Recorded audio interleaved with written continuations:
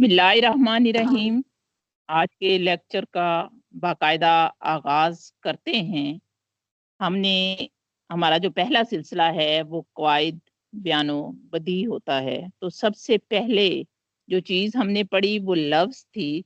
लफ्ज़ यानी मुँह से निकलने वाली आवाज़ें, उनकी 2 किस्में थी, कलमा और मुहमिल। कलमा बामानी लफ्ज़ और मुहमिल जिसका कोई मानी ना हो। कलमा की आगे ज़ैली 3 किस्में हैं, इस्म, फ़ेल और हर्फ। ये हमने कल देखा था। आज हम पढ़ेंगे कि इस्म क्या है। इस्म नाम है किसी शख्स का, जगह का, चीज़ का, कैफ़ियत का, तसव्वुर का, यानी ऐसा नाम जो किसी चीज़ की पहचान हो, उसे किसी से अलहदा करे। अब वो शख्स हो सकता है, जगह, चीज़, कैफ़ियत जैसे गुस्सा, सच्चाई, तसव्वुर हो सकता है, असलम जैसे नाम है, चांदी। तो इस्म है नाम। फेल काम को जाहिर करने वाला कलमा। फेल में किसी भी काम का होना या सहना पाया जाता है। और फेल की पहचान ये होती है कि काम के साथ ज़माना भी जाहिर होता है कि वो काम ज़माना हाल में हुआ, माजी में हुआ या मुस्तकबिल में होगा। उस काम में किसी काम का हुक्म दिया गया है या उससे किसी काम में रोका गया है। तो फेल जो है बालिहाज़े ज़माना काम को ज़ाहिर करने वाला कलमा फेल कहलाता है। और किसी भी चीज़ का नाम ज़ाहिर करने वाला कलमा जो है वो इस्म कहलाता है। फेल की मिसालों में जैसे खाया, रोया, हर्फ। हर्फ जो है दूसरे कलमों को साथ मिलाता है, यानी राब्ता करता है। ये जोड़ता है इस्म और फेल को। जैसे वो लुब्रिकेंट होता है ना जो किसी मकान को बनाते हुए दरमियान में लगाते हैं, तो ऐसे हर्फ जो है इस्म और फेल को मिलाता है या किसी भी जुमले की ये बुनियादी कड़ी होता है। हर्फ की वजह से इस्म फेल एक दूसरे से मिलकर मुकम्मल मफ़हूम देते हैं। हर्फ और लफ्ज़ में भी फ़र्क है। लफ्ज़ जो है वो आपके मुँह से निकलने वाली हर आवाज़ है, और हर्फ जो है वो मिलाने वाला कलमा है, जैसे का, ने, में, से तक। अब कलमे की पहली किस्म हमने की थी इस्म।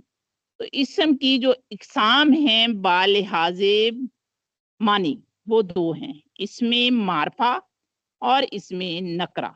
इसमें मारफा वो इस्म जो ख़ास हो। अब वो ख़ास शख्स का नाम हो, ख़ास जगह का नाम हो, ख़ास कैफ़ियत का नाम हो। जैसे मैंने ऊपर गुस्सा की बात की है, तो जब वो वाज़ेह नहीं है कि किसको गुस्सा आया तो वो इस्म नकरा होगा।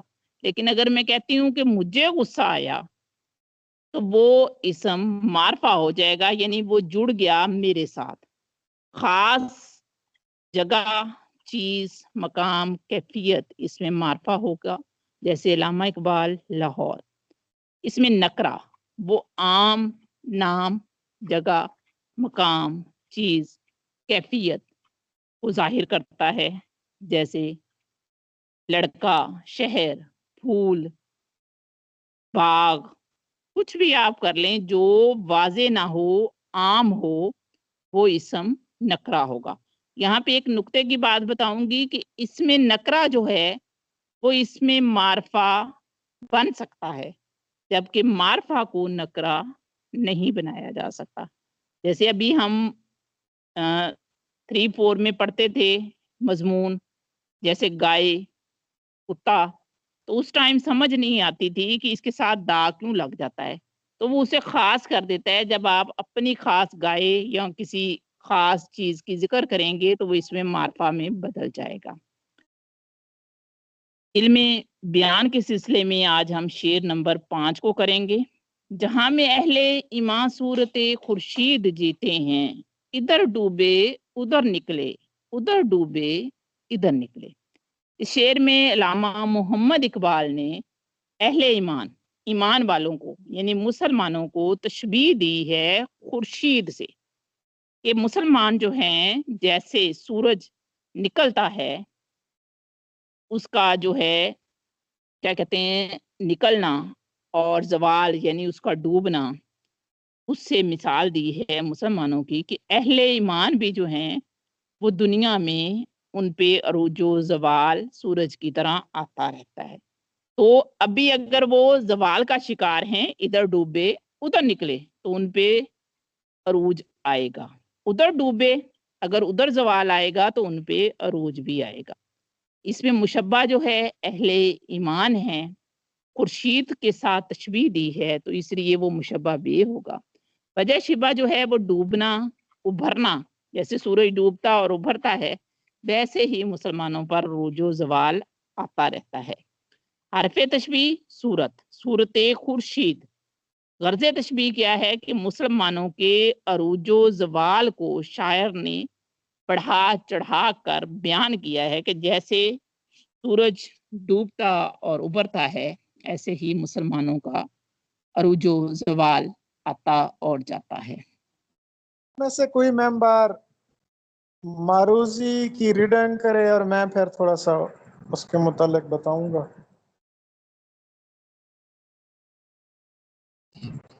جی آپ میں سے جو پڑھنا چاہے ہیں ریز کر دے۔ جی رخشندہ بشیر۔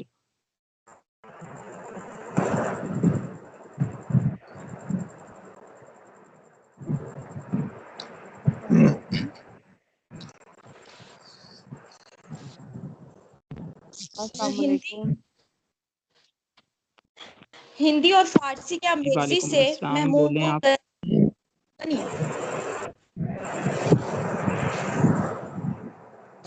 جی پہلی معروضی ہے کہ ہندی اور فارسی کی آمیزش سے محمود غزنوی کے دور میں اردو بنی۔ اب آپ سب کے علم میں ہے کہ اردو کی پیدائش کے متعلق اور اس کے ارتقاء کے متعلق مختلف نظریات ہیں۔ کسی دن وہ تفصیل سے پڑھیں گے۔ وہ جو موہن سنگھ دیوانہ ہے، جو موہن سنگھ اوبرائے دیوانہ کے نام سے بھی مشہور ہیں، انہوں نے پنجاب یونیورسٹی سے ماسٹرز کیا تھا، کولکتہ یونیورسٹی سے جدید اردو شاعری کے رجحانات پر مقالہ لکھ کر ڈاکٹریٹ کی ڈگری لی تھی۔ انہوں نے پنجابی ادب کی تاریخ پر بھی ایک مقالہ تحریر کیا تھا جن کی وجہ سے ان کو ڈاکٹر آف لٹریچر کی ڈگری بھی دی گئی تھی۔ اورینٹل کالج میں انگریزی اور پنجابی کے استاد بھی رہے تھے، لیکن جب تقسیم ہوئی تو پھر یہ انڈیا چلے گئے تھے اور خالصہ کالج میں پروفیسر ہو گئے تھے۔ یہ اپنے پنجابی ڈکشن کی وجہ سے بڑے مشہور ہیں، شاعر ہیں، بڑی اچھی ان کی نظمیں اور غزلیں ہیں۔ ان کا اردو میں بھی ایک مجموعہ ہے سفینہ کے نام سے شائع ہوا، اور انہوں نے پنجابی میں بھی شاعری کی ہے، ساوے پتر، کاچ سچ، آوازاں، وڈا ویلا، جندرے، بوئے اتے ننکائن وغیرہ، یہ سارے ان کے پنجابی کے ہیں۔ ان کی ایک نظم بڑی مقبول ہوئی ہے، پنجابی کی نظم آپ سب نے یقیناً پڑھی ہوگی۔ نظم کا عنوان تھا رب۔ رب ایک گنجل دار بھجارت، رب ایک گورکھ دھندا، کھولن لگیاں پیچس دے، کافر ہو جاوے بندہ، کافر ہونوں ڈر کے جیویں کھوجوں مول نہ کھنجی، لئی لگ مومن دے کولوں کھوجی کافر چنگا رب ایک گنجل دار بجھارت رب ایک گورکھ دندا کولن لگیاں پیچس دے کافر ہو جاوے بندہ. یہ موہن سنگھ دیوانہ کی بڑی مشہور نظم ہے. ان کی اردو شاعری بھی بڑی لاجواب ہے، وہ انشاءاللہ میں اپنی پوسٹوں میں شائع کروں گا. تو انہوں نے پنجابی زبان و ادب کی تاریخ کے مقالے میں یہ جملہ لکھا تھا کہ ہندی اور فارسی کی آمیزش سے محمود غزنوی کے دور میں اردو بنی ہے. جی نیکسٹ معروضی پڑھیے. ظریفانہ کردار عرفہ ریوی تحریر کیا حسین نے.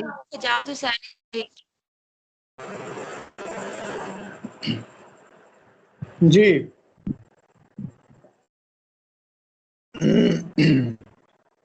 منشی سجاد حسین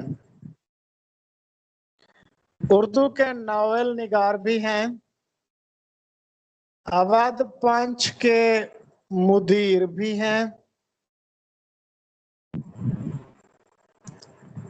1856 میں پیدا ہوئے تھے، یعنی شبلی نعمانی سے 1 سال پہلے پیدا ہوئے تھے. شبلی نعمانی 1857 میں پیدا ہوئے تھے اور 1915 میں منشی سجاد حسین کا انتقال ہوا تھا. شبلی نعمانی نے بھی 1914 میں انتقال کیا تھا. تو انہوں نے لکھنؤ سے 7 روزہ اودھ پنچ کا اجرا بھی کیا تھا.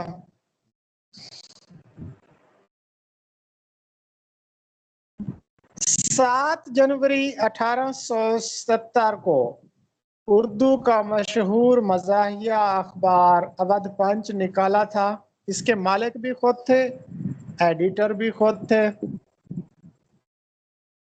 اور اس میں مختلف لوگ لکھتے تھے: تربھون ناتھ ہجر، مرزا مچھو بیگ ستم ظریف، سید محمد خان آزاد، اکبر الہ آبادی اور منشی سجاد حسین. ان کے ناولوں میں سب سے مقبول ناول حاجی بغلول ہے. یہ بڑا مشہور ہوا، مزاحیہ ناول ہے. اور بھی ان کے بہت سے ناولز ہیں: میٹھی چھری، پیاری دنیا، کایا پلاٹ، طرح دار لونڈی، کائنات، پیاری دنیا، یہ بھی ان کی باقی ناولز ہیں. اب یہ جو انہوں نے ظریفانہ کردار حرفہ ریوڑی تخلیق کیا تھا، یہ کیوں تخلیق کیا تھا؟ 2 وجوہات ہیں اس کی. ایک تو منشی صاحب چاہتے تھے کہ ایسا کردار تشکیل دیا جائے جو کہ سرشار کے کردار آزاد اور خوجی اس سے زیادہ بہتر ہو، یعنی ان 2 کرداروں کو شکست دے سکے. یہ جو حاجی بغلول کا کردار ہے، انہوں نے چارلس ڈکنس کے کردار پیک ویک سے لیا. ڈاکٹر جمیل جالبی کا خیال ہے کہ حاجی بغلول کا جو کردار ہے وہ دان کی خوتے اور پیک ویک سے لیا گیا ہے. اور اسی طرح ڈاکٹر جمیل جالبی صاحب کا یہ بھی کہنا ہے کہ رتن ناتھ سرشار نے یہ جو مزاحیہ کردار تخلیق کیے تھے آزاد اور خوجی، یہ بھی دان کی خوتے اور سانچو پینترا اور پیک ویک سے لیے گئے ہیں. خیر، حاجی بغلول اور حرفہ ریوڑی یہ 2 کردار بڑے مشہور ہوئے. دوسری اس کی وجہ یہ تھی کہ 1870 اور عہد، یہ وہ عہد تھا کہ جب مسلمان زوال کا شکار تھے۔ یہ وہ دور تھا کہ جب مسلمان جدت بھی چاہتے تھے۔ اب دیکھیں یہی دور ہے کہ سر سید احمد خان نے اسکولز بھی بنا رہے تھے۔ محمدن اینگلو اورینٹل کالج کی بنیاد بھی 1877 میں رکھی گئی۔ گورنمنٹ کالج لاہور بھی قائم کیا گیا، انجمن پنجاب بھی قائم کی گئی۔ 1857 میں پھر ممبئی، کولکتہ اور مدراس میں یونیورسٹیاں بھی قائم کی گئیں۔ تو یہ وہ دور تھا کہ جب مسلمان ماضی سے بھی جڑے رہنا چاہتے تھے اور نئے معاشی، سیاسی اور تعلیمی ڈھانچوں سے بھی مستفید ہونا چاہتے تھے۔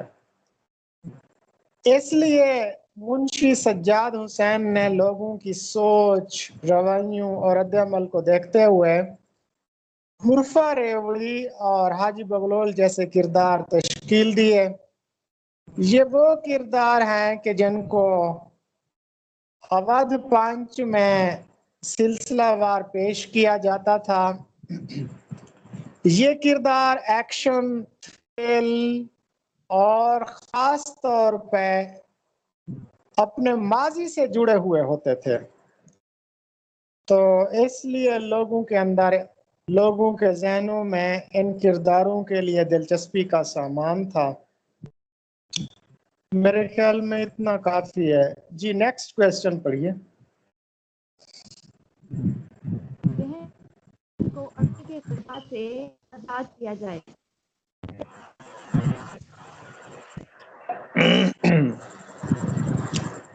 جی واقعیت ورائے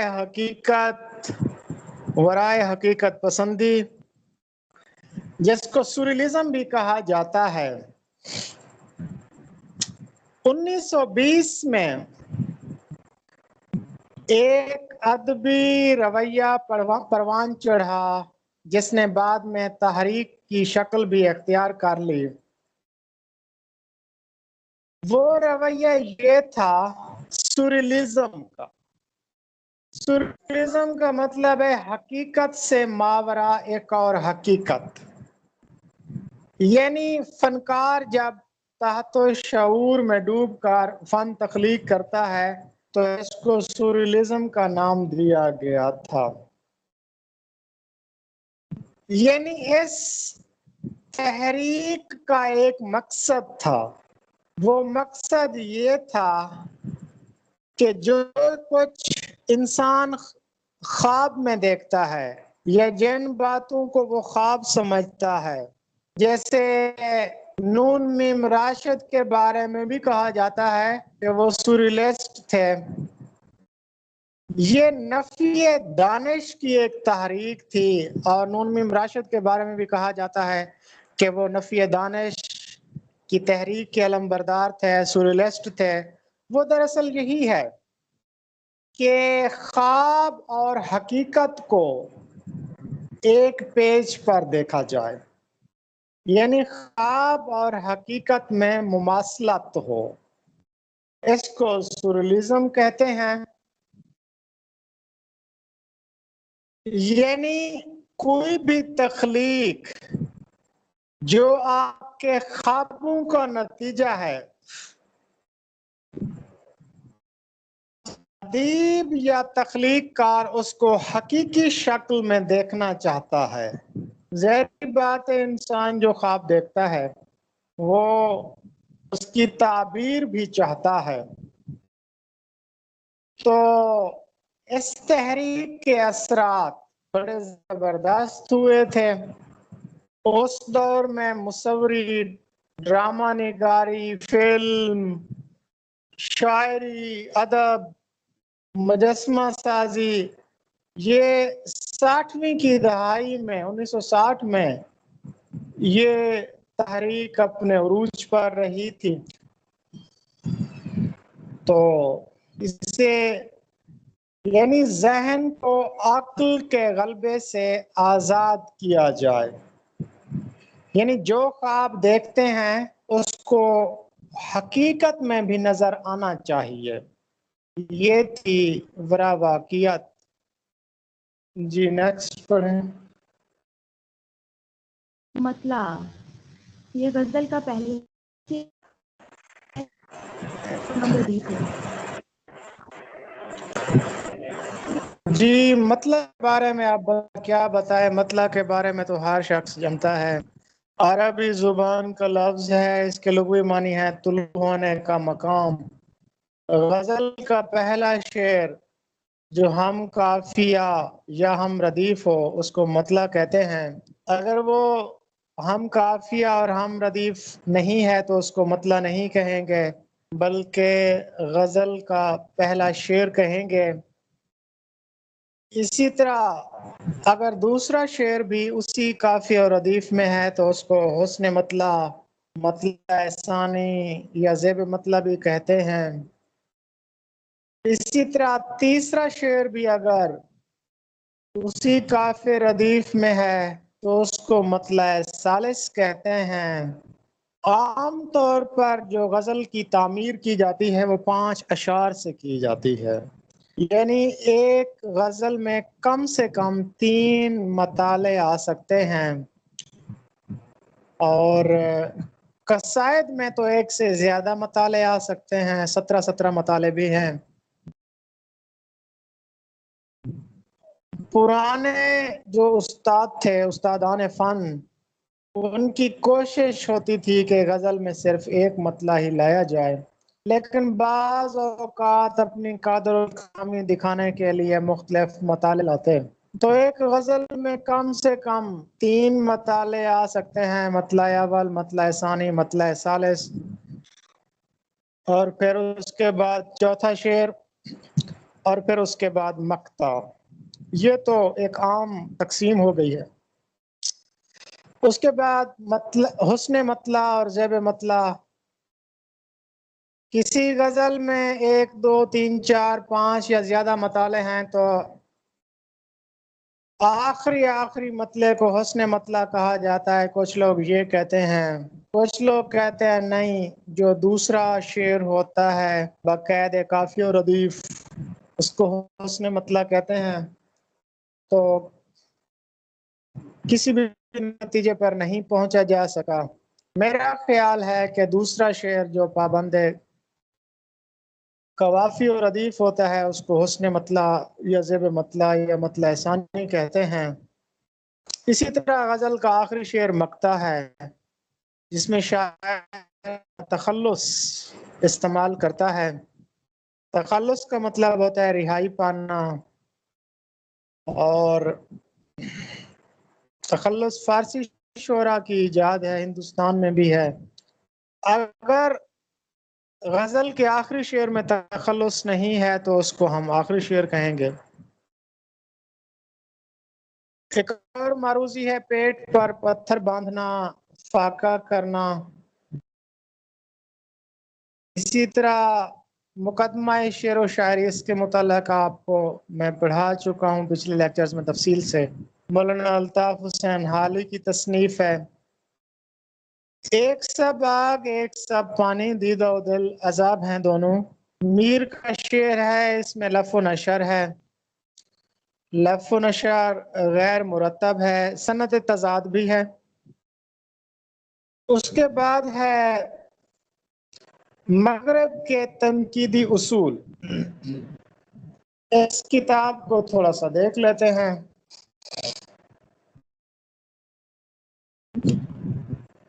ڈاکٹر سجاد باقر رضوی نے یہ کتاب لکھی ہے۔ استاد تھے، محقق تھے، مترجم تھے، نقاد تھے اور ممتاز شاعر تھے۔ وجہ شہرت ان کی مغرب کے تنقیدی اصول ہے۔ اورینٹل کالج میں یہ ملازمت کرتے رہے۔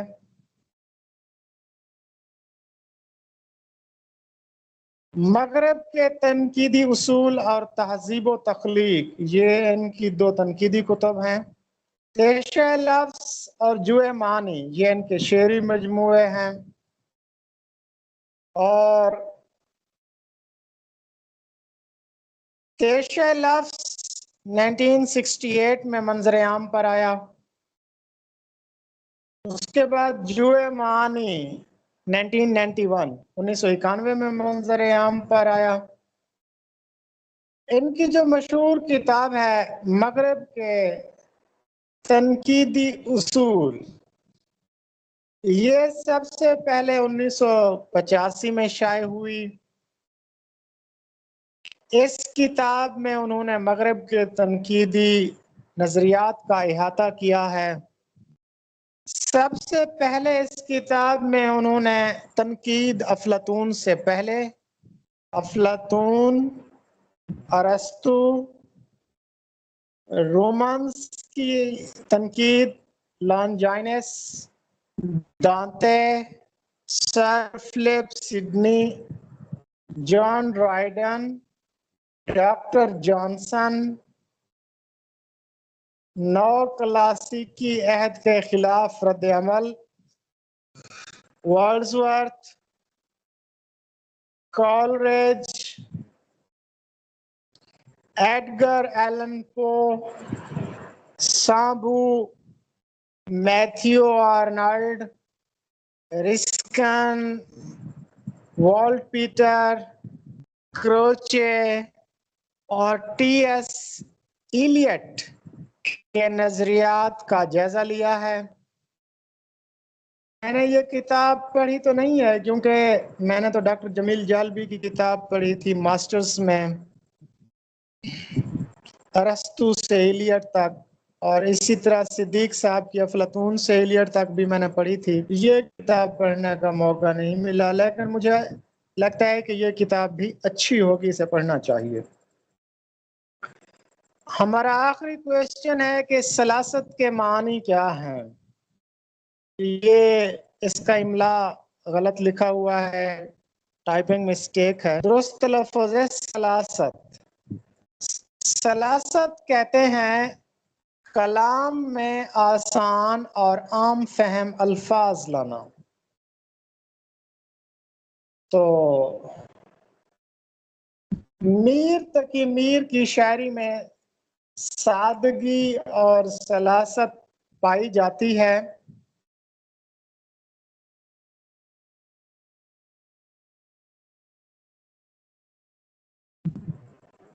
وہ جو میر کی ہم غزل پڑھتے ہیں، ہستی اپنی حباب کی سی ہے، یہ نمائش شراب کی سی ہے، نازوں کی اس کے لب کی کیا کہیے، پنکھڑی ایک گلاب کی سی ہے.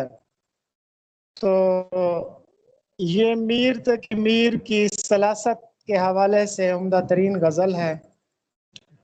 تو آج کا ہمارا لیکچر یہیں پہ کلوز ہوتا ہے. جی میں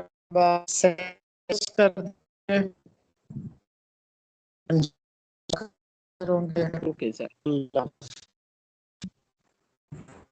اوکے سر، اللہ حافظ.